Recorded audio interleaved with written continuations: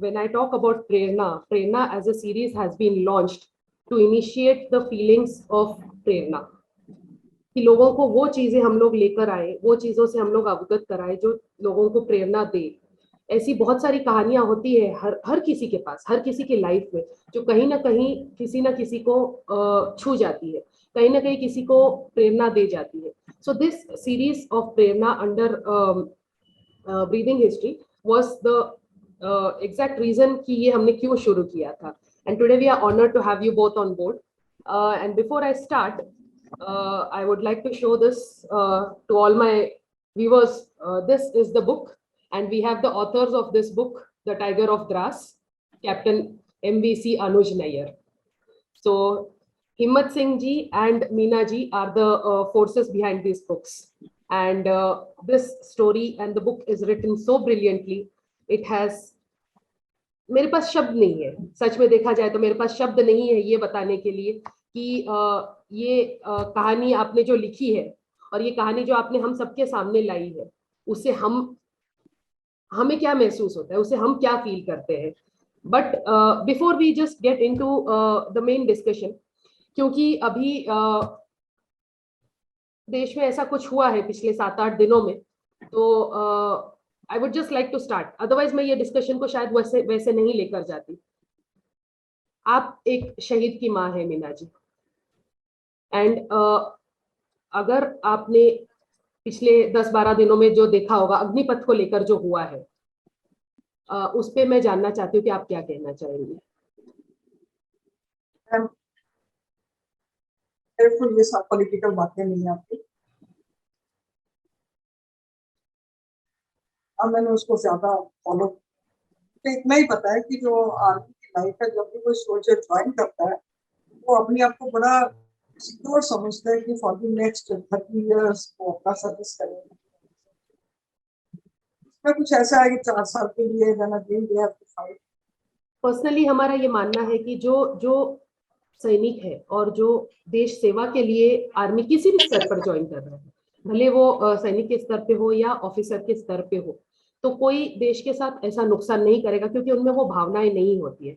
And हिम्मत जी, आप स्वयं इसके साक्षी होंगे, क्योंकि जैसे आप राष्ट्रीय राइडर्स के सदस्य हैं, संस्थापक हैं, और आप इतना ट्रैवल करते हैं उस रीजन में, तो आपका इतना उनसे इंटरेक्शन हुआ है, तो आपने भी ये चीज को बहुत करीब से देखा है।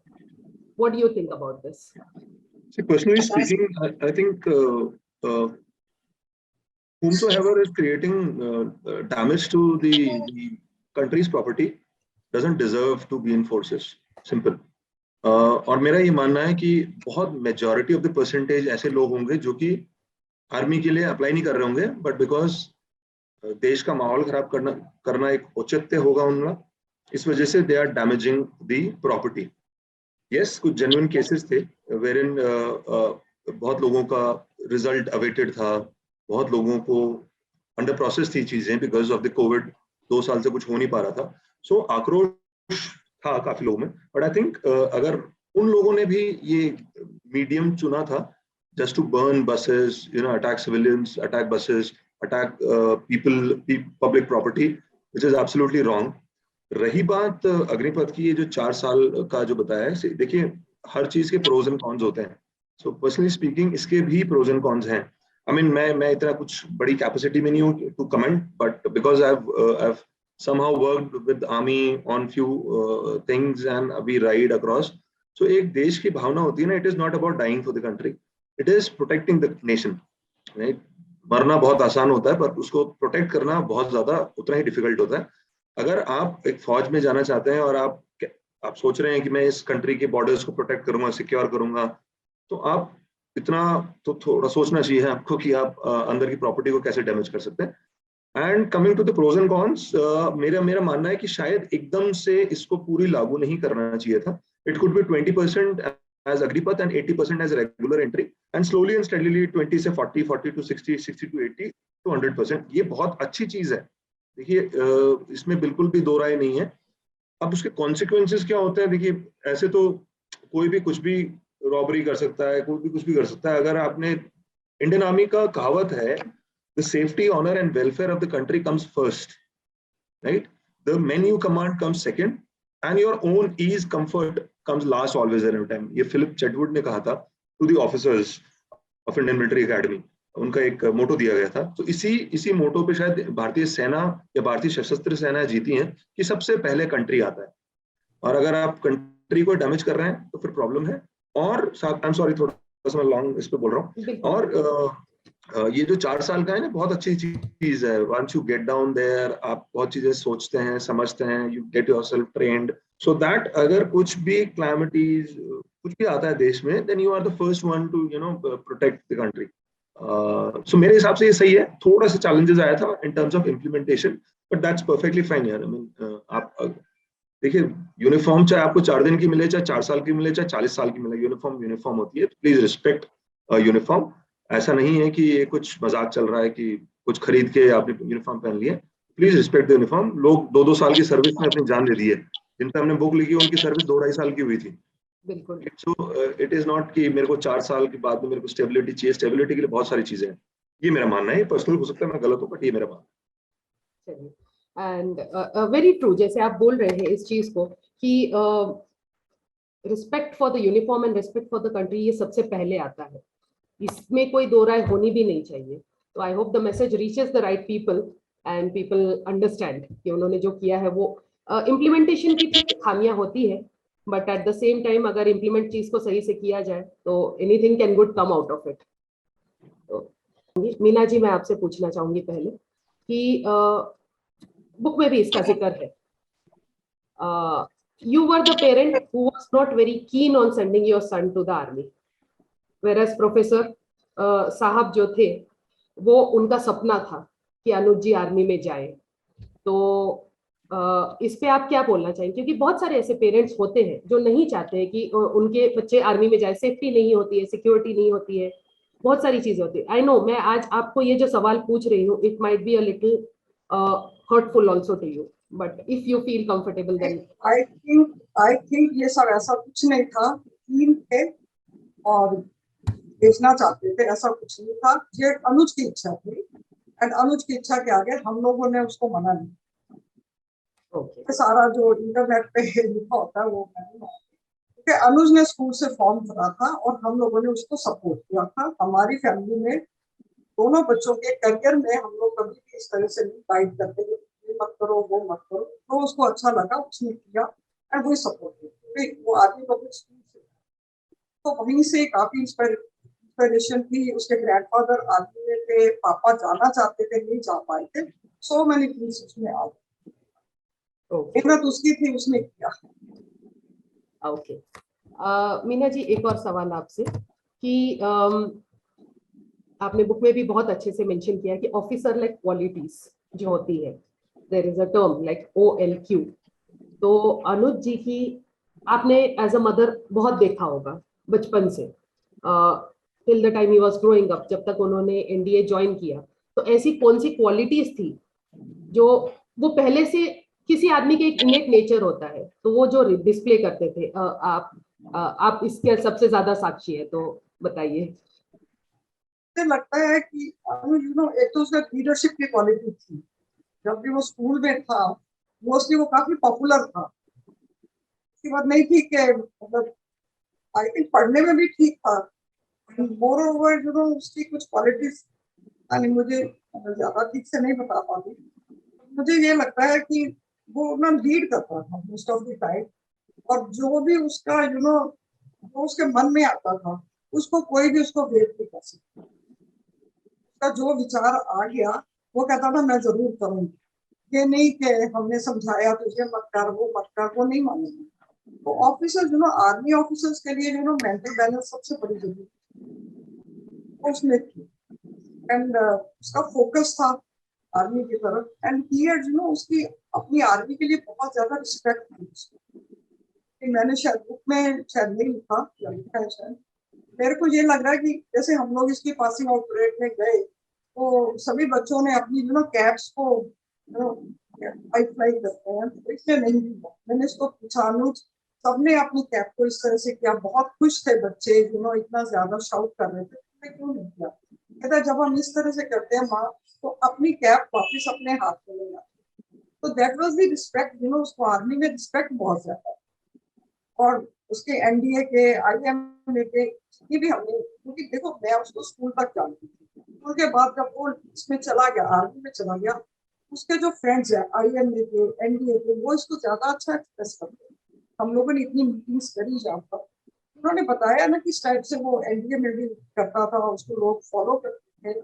एंड अपना जो भी उसका इरादा था उसका, वो चाहे उसकी गेम है, चाहे उसकी ट्रेनिंग है, एंड वो बड़ा डिसिप्लिन था अपने उसमें। आर्मी में बहुत डिसिप्लिन था, घर में कोई डिसिप्लिन नहीं होता बच्चा, मुझे पता है।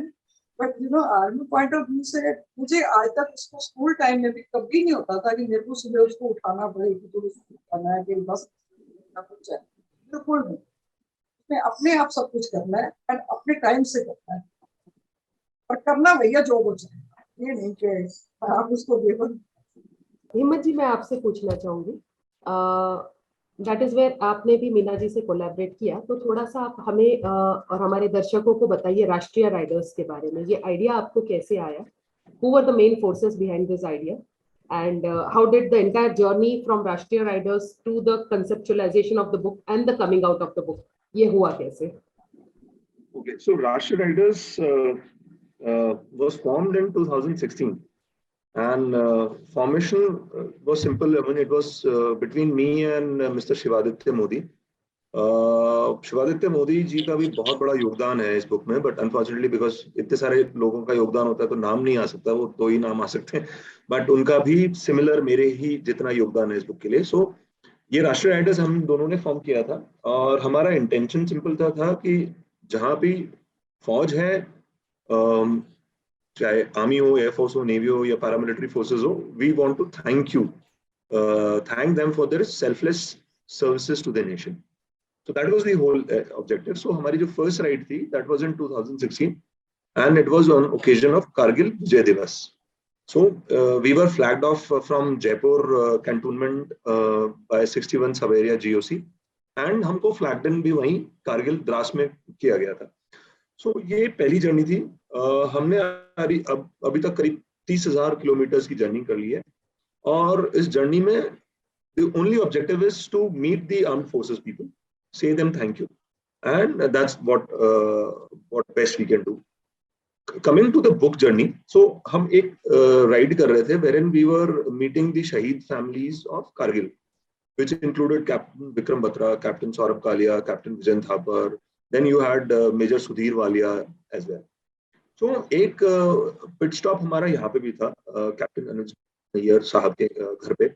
So we came, and cutting the long journey short, हमने यहाँ पर सब बात करी, बट कुछ जब हम जा रहे थे तो हमको ये लगा कि नैयर साहब पे लिटरेचर बहुत कम है, very less literature available, minus the interview जो कि पेरेंट्स ने दिए थे, और उसके अलावा विकिपीडिया या कहीं भी देख लो ना, बहुत रिस्ट्रिक्टेड लिमिटेड सा है लिटरेचर। बट जैसे जैसे हमको पता चला है उनके बारे में, बहुत सारी चीजें हैं जो कि डिसाइड ये हुआ कि यार इसको कैसे हम दुनिया के सामने लेके आए। सो हैंस फॉर राइड हमने करी थी, उसके एग्जैक्टली 1 महीने बाद में मैंने मिसेस नैयर को फोन किया कि मैम मेरी एक इच्छा है कि can we write something on captain Anuj Nayyar, and of course she agreed then and there. So hence this book came into picture. And how did we do it? हमने इनिशियली जो लेटर्स लिखते थे वॉर फ्रंट से, जो कारगिल में letters लिखते, because उस time में फोन्स की इतनी सहूलियत होती नहीं थी, वो भी सैटेलाइट फोन्स होते थे, बहुत रिस्ट्रिक्टेड बात कर सकते थे, बहुत कम बात कर सकते थे, तो letter was one thing which was frequent. तो उनके जब लेटर्स हमने पढ़े तो फिर समझ में आ गया कि वो कैसी शख्सियत हुआ करते थे, which was full of जोश, which was full of enthusiasm, and he wanted to prove his mettle जहां पे भी उनको जाना था। तो वो लेटर्स पढ़े, फिर और चीजें समझने की कोशिश करी। इसमें प्रोफेसर एसके नैयर साहब का बहुत बड़ा योगदान है, क्योंकि वो है नहीं, बट अगर मैं नहीं उनका जिक्र करूं तो बहुत बेमानी होगा, क्योंकि उनने हर चीज को इतना संभाल के रखी थी। आप विश्वास मानिए कि 93-94 में जब वो एसएसबी के लिए गए थे, एनडीए के एसएसबी के लिए, उस टाइम की ट्रेन टिकट्स भी उन्होंने संभाल के रखी थी। तो आप सोच लीजिए कि कितना बड़ा लिटरेचर उन्होंने संभाल के रखा था।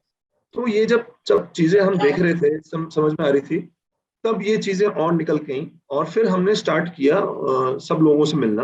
और ये बुक हमने ऐसे नहीं लिखी है, इस बुक में हमने जितने भी लोग, चाहे वो युद्ध में उनके साथ थे, उनके जूनियर्स थे, उनके सीनियर्स थे, उनके ऑफिसर्स थे, उनके कोर्समेट थे, उनके स्कूलमेट थे, एनडीए आईएमए या ऐसे ही दोस्त थे, सबसे मिले हैं हम, पॉसिबली सबसे मिले हैं। और सब में एक ही चीज निकल के आई जो अभी मानी भी कह रही थी क्लियरली, कि उनकी leadership skills. See, leaders can not be made, that is what I feel.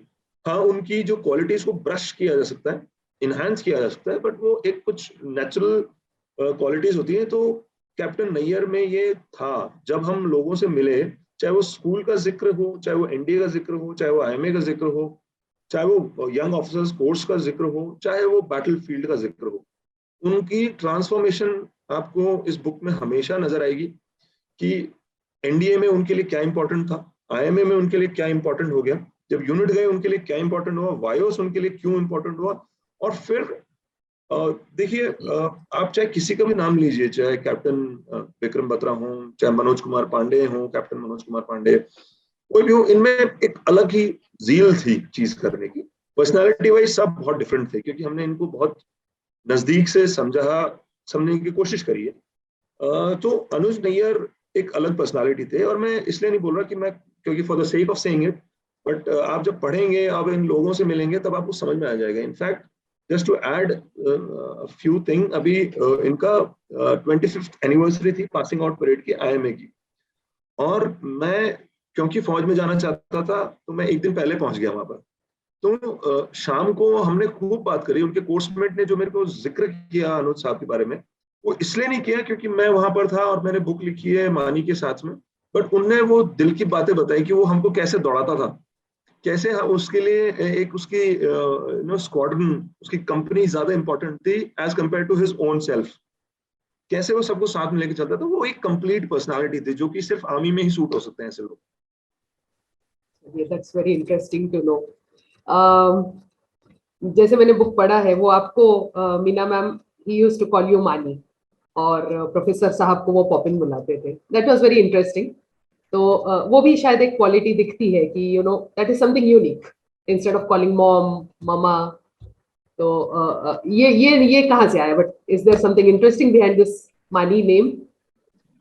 पानी एक्चुअली शायद मॉम से ही आया होगा। जब छोटा था तो पानी पानी कहता था। उसके साथ साथ करण भी कहता था कि वो पानी कहता था, यू नो, उसको बोलने में अच्छा लगता था। And somehow, you know, and everybody started, तो अंकल भी मानी बोलते थे, अनुज भी मानी, और करण कहता था मानी भर पानी। तो वो छोटा था ना, तो मैं उसको अभी भी कहती हूँ कि अभी भी पानी भरते हैं। That's very sweet. और लेटर्स में लिखता था मानी मानी मानी सर भरे।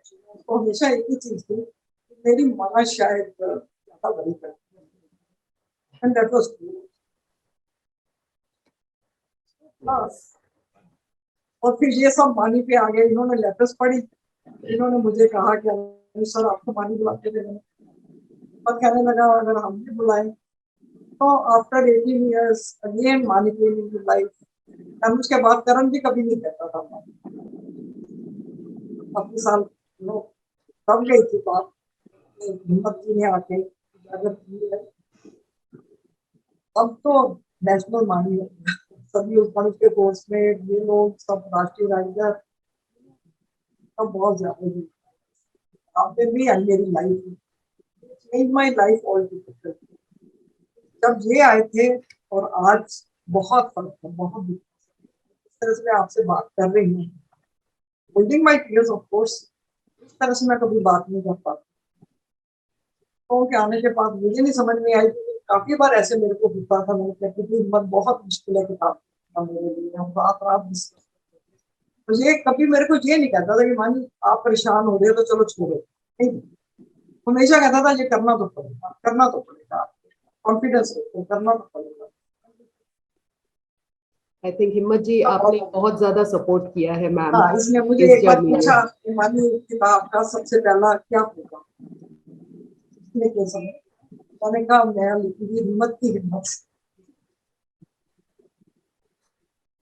तो she is right. I mean हो क्या रहा था कि जब अनुज साहब का हो गया सब कुछ एंड अंकल भी थे, तो बहुत सारी चीजें थी जो बोलनी चाहते थे, पर शायद वो एक होता है ना, एक फैमिली को वापस से आपको वापस उस फ्रेम में लेके आना पड़ता है, तो बहुत सारी तकलीफें थी।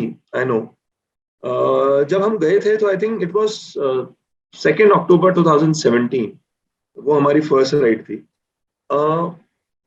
हम किसी भी परिवार के साथ में जाके यानी आंसू आंसू और इमोशनल नहीं हुए थे। ठीक है, थोड़ा बहुत तो होता है आदमी, because you are more incline towards the country and you want to do something, some छोटी सी चीज फॉर द कंट्री। बट यहाँ पर आके बहुत ऐसा कुछ ऐसा ऐसा महसूस हुआ कि इमोशनली बहुत ज्यादा हम अटैच हो गए इनके साथ। और जो ये कह रही है जिसे मानी बोलना स्टार्ट किया, आज मेरे हिसाब से जगत, एक तो जगत मामा होता है, एक जगत मानी है।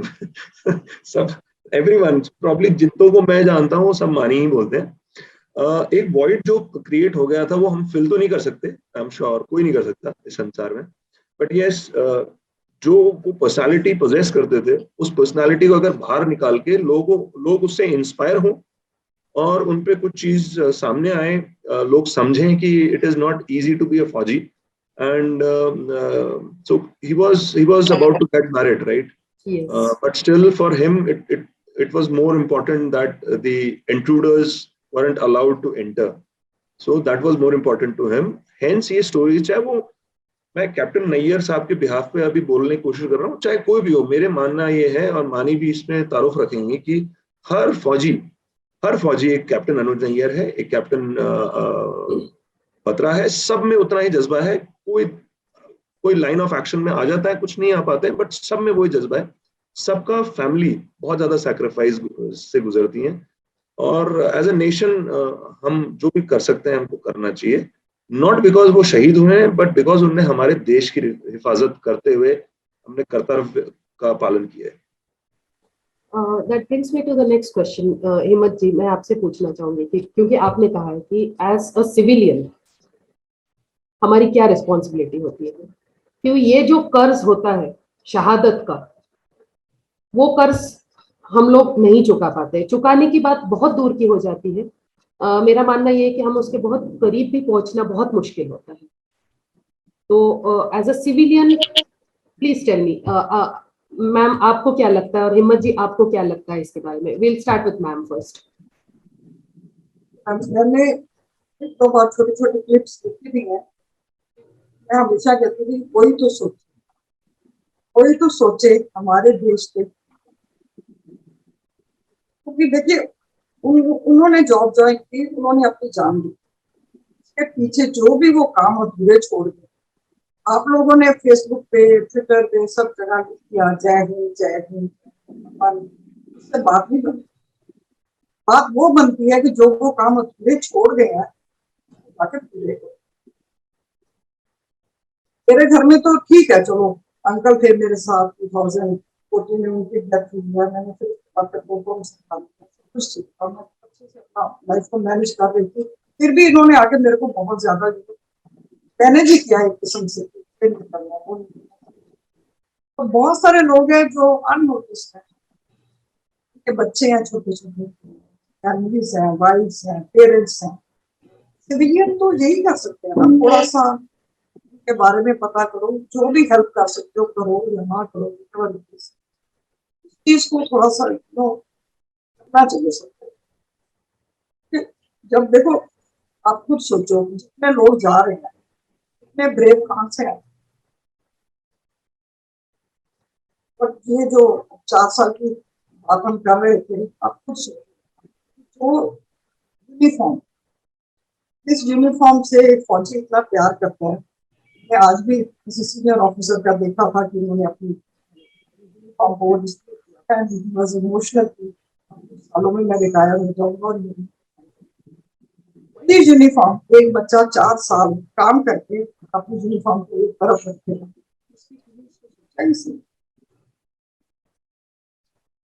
मैं किसी उसमें नहीं हूँ, किसी पॉलिटिक्स में नहीं हूँ, किसी गवर्नमेंट का उसमें नहीं हूँ। मैंने आज तक, हम उसके बाद आज तक मैंने वो बेसिकली इसलिए नहीं, और रेजिडेंसी शिफ्ट हो गया। हम लोग जनकपुरी में रहते थे, वहां से हमें पेट्रोल पंप को नजदीक रहना पड़ा। मुझे वो पॉलिटिकल कुछ नहीं है इसमें, पर एक बच्चे की फीलिंग सोचो जब उसको 4 इयर्स के अंदर सब कुछ सीख के एंड अगेन सिविलियन लाइफ में आया। मैं इस चीज में हिम्मत के साथ भी एग्री नहीं करती, हिम्मत और सोचता है।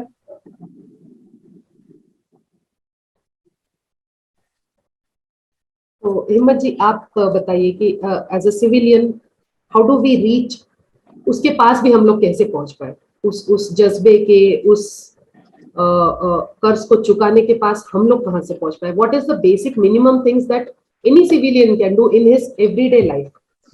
हमारी हमारी जिंदगी बस कहीं ना कहीं अटक जाती है कि रोटी कपड़ा और मकान का जो कॉन्सेप्ट होता है, as a civilian we are so entangled in that कि हम लोग सोच नहीं पाते बहुत सारी चीजें।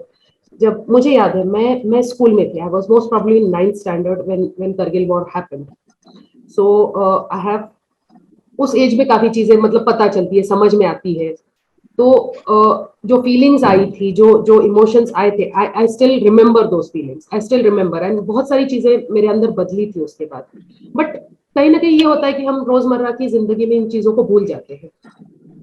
तो ये ना हो, इसके लिए हम क्या करें? ठीक है मैडम, मेरा मानना है सबसे पहले be a good citizen to the country. When I say citizen to the country, it means you have to respect the country. You cannot fudge around with the country because this is our nation. This is where we are born, and this is how the soldiers also treat this nation. वो भारत माँ क्यों कहते हैं? माँ के साथ में हम मजाक नहीं कर सकते. So first of all, be a proper good citizen for this country. Respect the rules, obey the छोटी चीजें ना, कचरा मत बाहर मत फेंकिए यार. सिंपल, बहुत सिंपल सा है. अगर आप कचरा नहीं फेंक रहे, जो सिंगल यूज प्लास्टिक है which has a massive shelf life, आप इस कंट्री पे, इस देश पे, इस नेचर पे मेहरबानी कर रहे हैं बहुत बड़ी. ठीक है, आप कोशिश कीजिए कि आप लोगों का सम्मान करें, इस देश का सम्मान करें, आप बड़े बुजुर्गों का सम्मान करें. क्योंकि एक फौजी, अगेन मैं रिपीट करता हूं, हो सकता है मैं गलत हूं, शहीद होना is not too difficult of a task. But वहां पर जब बंदूकों के सामने आप लड़ रहे होते ना, you remember your family, the faces of your family, but उनको फिर आप दरकिनार करके you remember only one thing, which is the nation. उनने अपनी जान दी है इस नेशन को अच्छा बनाने के लिए, उसको प्रोटेक्ट करने के लिए, उसको संभालने के लिए. और अगर हम उसी के साथ में खिलवाड़ करेंगे, जो कि हम देख रहे हैं, ये आज से नहीं बहुत सालों से चले जा रहा है, क्योंकि वहां फौजी हम पूरी अपनी -40 डिग्री +50 डिग्री में वहां डटा रहता है, बट यहाँ हम उसके सामने खिलवाड़ करते हैं. तो यहाँ पर हमको थोड़ा सा समझने की जरूरत है. हम सब मैच्योर हैं इस संसार में, कोई भी इमेच्योर लोग नहीं है. उनको मालूम है कि हमको क्या करना चाहिए, हमको कैसे हमारे नेशन को बिल्ड करें. देखिए सिंपल सा है, हम एजुकेशन बहुत इंपॉर्टेंट है. क्या हम कुछ यूथ मिलकर जो गांव में छोटी छोटी लाइब्रेरीज खोल दें? एजुकेशन से बेटर कुछ नहीं है. So for example, what I have decided, in coming 2, 3, 4 years of time, I'll be opening few छोटे libraries within small villages where we can see people have the potential, and obviously every village has a potential and people residing within the village has potential. वो उन books से पढ़ के क्यों ना वो आगे बढ़ सके. So as a nation हम बहुत छोटी चीजें कर लेना. बहुत आपको ये रॉकेट साइंस नहीं कर रही है, बहुत छोटी चीजें. साफ सुथरा रखिए, कचरा मत फैलाइए, बदतमीजी से बात मत कीजिए, रूल्स को ऑबे कीजिए, कुछ लोगों को पढ़ाने की कोशिश कीजिए. Simple. I think that's more than enough. इससे ज्यादा किसी को चाहिए भी नहीं. I think you have nailed it very well, हिम्मत सिंह जी. ये ऐसी चीजें हैं, जैसे आप बोल रहे हैं कि it's not rocket science, it's a no brainer thing. कोई भी कर सकता है, इजीली कोई भी इस चीज को अचीव कर सकता है. So that's very easy, and that's what हम लोग भी अपने दर्शकों से रिक्वेस्ट करते हैं कि इन चीजों को आप कोशिश करिए कि अपनी रोजमर्रा की जिंदगी में इम्प्लीमेंट करिए. I think coming to the conclusion part, last but not the least, ये बुक बहुत अच्छी जा रही है. I've seen the numbers, I've seen the statistics. So, but still, that one avenue is schools and colleges, जो हमें लगता है कि जहाँ पे ये जानी चाहिए. तो आपके हिसाब से ये क्यों होना चाहिए कि स्कूल्स और कॉलेजेस में ये बुक्स, लाइब्रेरीज में बच्चों को, जैसे आपने भी बोला अभी हिम्मत जी, तो क्यों पढ़ानी चाहिए? Why should this book be read by people? Beyond knowing the story of Captain Nayyar, why should this book be read by the people?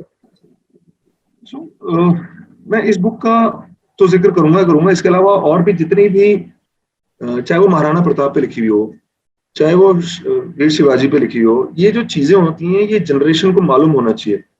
Now generation is unfortunately living in an era wherein there are only seeing 30 second of videos, जो reels और ये सब चल रही होती है ना, और उसमें भी अगर कुछ देशभक्ति का कुछ आ जाता है। मैं ये नहीं कहूंगा देशभक्ति का मतलब झंडा लहराना है, ये नहीं करना है, वो करना, नहीं।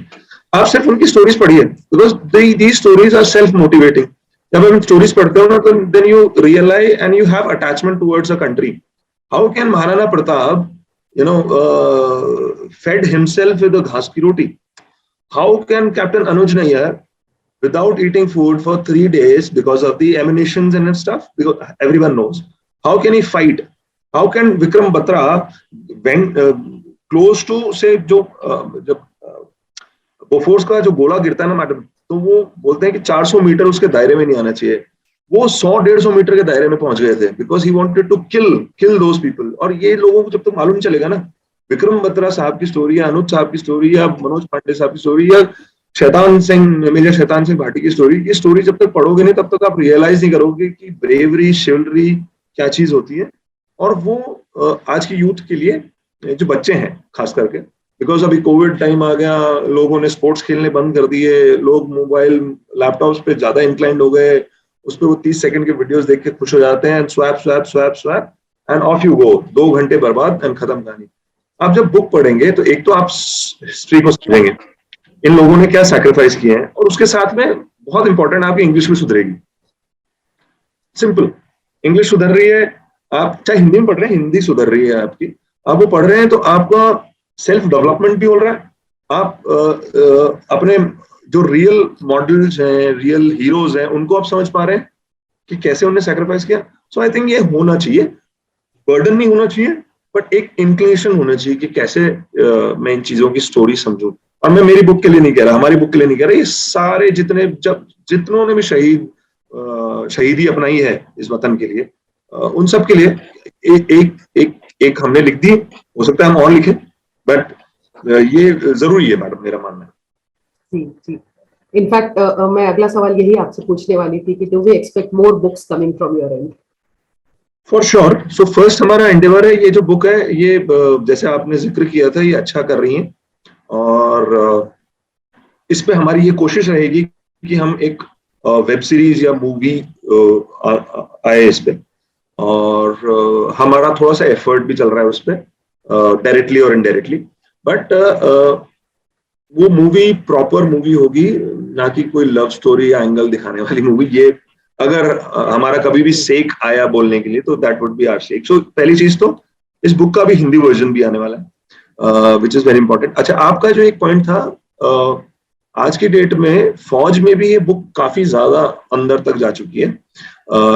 इसमें मैं जिक्र करना चाहूंगा जनरल राजू का, जो vice chief of Indian army है, उनने हमको बहुत ज्यादा सपोर्ट किया, तो उनका और इंडियन आर्मी का सबका बहुत ज्यादा धन्यवाद है। अब जो हिंदी वर्जन आएगा तो आई एम श्योर, बिकॉज जो जवान होते हैं वो ज्यादातर एक्वेंटेड हिंदी लैंग्वेज से होते हैं, तो उनको भी वो पढ़ने को मिलेगी।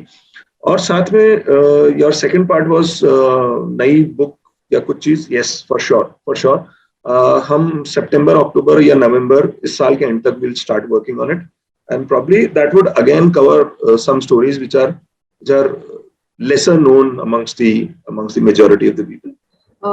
Himmat ji, since you have been traveling regularly राष्ट्रीय राइडर्स के तौर पर, तो आज लगभग करगिल का वॉर हुए हमें 22-23 साल हो चुके हैं। So how do you see the situation in compared to 99, and how have we moved towards a more secure nation today in terms of maybe your intelligence, more secure? What is it that you notice, because you will have a very first hand experience of this? Sure. So when again I used to be a kid, I was I think in 11th standard when this war happened, and during the launch of this book was also I mentioned that there was this episode which used to come, which was named as 50-day war tribute on DD Nationals. So वो पढ़ के समझ के ये एक 11वीं class के बच्चे को थोड़ा सा समझ में आ गया था कि हाँ ये, क्योंकि ये पहली बार सोशल टीवी ब्रॉडकास्टेड वॉर थी ये फर्स्ट अपनी, तो हम लोग देख पा रहे थे, न्यूज में देख रहे थे, कुछ प्रोग्राम्स आ रहे थे, उन सब में देख रहे थे।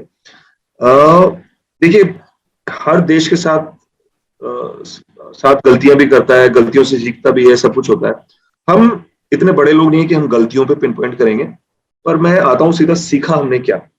हमने सीखा ये कि हमारे जो हथियार हुआ करते थे, बिकॉज एक बहुत अच्छी और छोटी सी कहावत है, it is not the weapon which makes the strong which makes a nation strong, it is the man behind the weapon which makes the army stronger. So जज्बा तो हमारे पास में कूट कूट के भरा हुआ है, बट वेपन कुछ हमारे थोड़े से कमजोर थे as compare to our enemies. But अभी हम देखें तो हमारे procurement of weapons has drastically improved, and which everyone is aware, because आजकल तो सब कुछ मीडिया में आ ही जाता है, कुछ गलत आता है बट कुछ सही भी आता है, बट आ जाता है। So procurement of the weapons are very strong. हमने हमारे ट्रेनिंग मॉड्यूल्स को बहुत चेंज कर दिया है, बिकॉज कारगिल में it was one of the toughest mountain warfare which have ever been fought in modern day history, Kargil. So हम भी शायद उतने एक्सपीरियंस नहीं थे उस टाइम पे, इतने एक्सपीरियंस थे, जज्बा था, जज्बा पूरा था, बट इतने एक्सपीरियंस नहीं थे डिफिकल्ट माउंटेन टेरेन्स को लेकर। तो अभी आप अगर थोड़ी सी आर्मी की जो ट्रेनिंग को थोड़ा समझें, काफी डिटेल में ट्रेनिंग हुई है। पहले क्या होता था कि आमने सामने की लड़ाई होती थी, अब घरों में घुस के लड़ाई होती है, तो बहुत ज्यादा ट्रेनिंग हो रही है उस चीज को लेकर। आदमी अमूमन राइट हैंड से फायर करता है, अब उसको लेफ्ट हैंड से भी फायर करना सीख रहा है वो। तो कैसे आड़ लेनी है, क्या करना है, तो बहुत ज्यादा ट्रेनिंग में बहुत ज्यादा चेंजेस हुआ है। वेपन्स हमने बहुत ज्यादा स्ट्रॉन्ग बना रहे हैं, हम बनेंगे, भगवान का और आशीर्वाद रहा तो आने वाले टाइम में। अभी सिचुएशन इज थोड़ा सा difficult for us because we are facing two enemies from two fronts and probably other things is well. So ये तो हम जो देखते हैं उनको बता रहे हैं हम, बट और भी बहुत ज्यादा इकोनॉमिकली को वीक करना, ये जो इंस्टेंसेस होते हैं ये सिर्फ इसलिए होते हैं कि हमको और वीक किया जाए। बिकॉज आप सिंपल से एक ब्रिक्स जो अभी G7 सम्मेलन हुआ था, अगर सिंपल सा एक बॉडी लैंग्वेज आप नोटिस करें, so our honourable prime minister was speaking to French Prime Minister, and all of a sudden US President came in and he patted on his back. ये body language बहुत ज्यादा important है as a country. मैं किसी के favour में नहीं हूँ, किसी के अगेंस्ट में नहीं हूँ, बट एज अ कंट्री जब यूएस अपने आप को सबसे ऊपर मानता है और वो हमसे, यानी हम हाथ मिलाने जाते थे, आज ये सिचुएशन आ गई है that the US president walks up to us and shakes hand. So this is the change which is happening. ये बॉडी लैंग्वेज में समझ में आता है, ये बहुत बड़े लोग हैं, ये प्रेसिडेंट प्राइम मिनिस्टर्स हैं, ये अपनी बॉडी लैंग्वेज पे काम करते हैं। ऐसे कोई भी एक इंडिया जैसी कंट्री पे ऐसे कंधे पे हाथ रख के उससे बात नहीं करना चाहेगा, वो भी यूएस जैसा। सो बहुत चीजें चेंज हो रही है। Military wise yes we are becoming very stronger, air force, army, everything is becoming stronger. I hope ये जो सारी चीजें हो रही हैं ये हमको और स्ट्रॉन्ग बनाएंगी। जो मेन एंड वुमेन है उसके जज्बे का तो कोई क्वेश्चन ही पैदा ही नहीं होता है।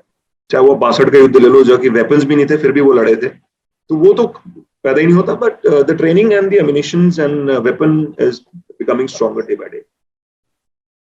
Okay, I think that's a very positive note, and it makes everybody feel more safe, more secure as a nation. और जैसे कि आपने बोला, I would reiterate the point.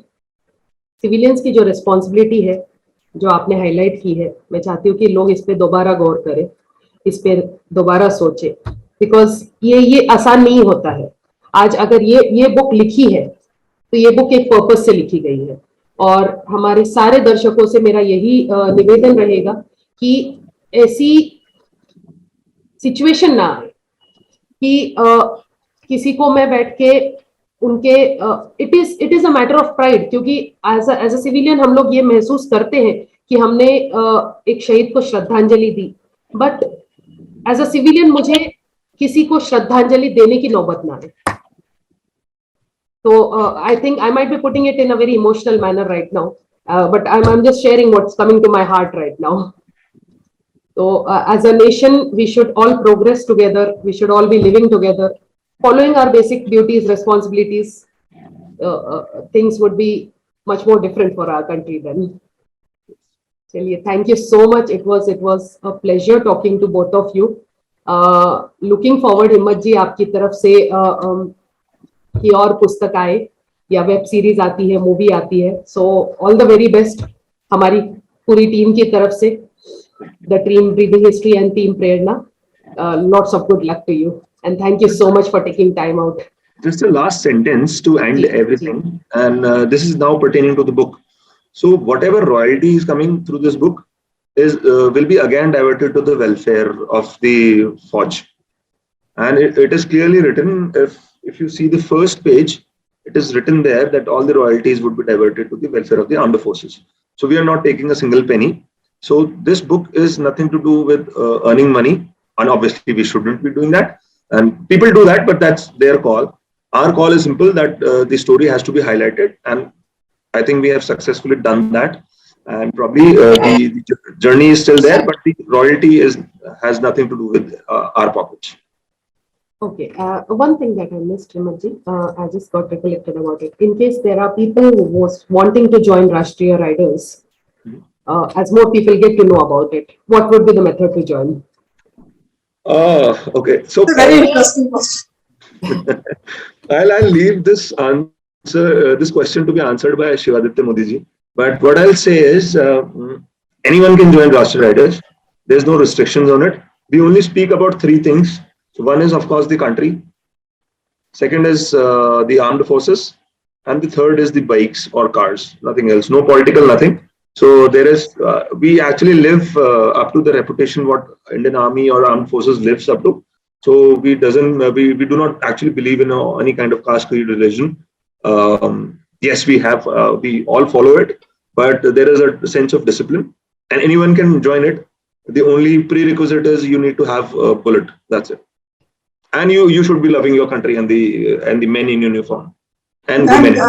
Then the person should have Himmat number. Please give them number, and they will call you. Bilkul. So I think you have a Facebook group, right? Rashtriya Riders ka? Yes. So, that's Facebook and Insta and Twitter and I don't know, everywhere. Fine. What we will do is we will leave the details in the description box because I'm sure people would be loving and wanting to join. तो लोग जुड़ेंगे. मैं ये आशा भी करती हूँ और उम्मीद भी करती हूँ. Sure. बहुत बहुत धन्यवाद आपका. आपने समय निकाला. प्रेरणा के इस माध्यम से हमने इतनी अच्छी आपसे बात की और लोगों को बहुत कुछ जानने और समझने को मिला होगा. So thank you so much for taking time out. Thank you so much, man. Thank you, Mani, and everyone's Mani. Bye.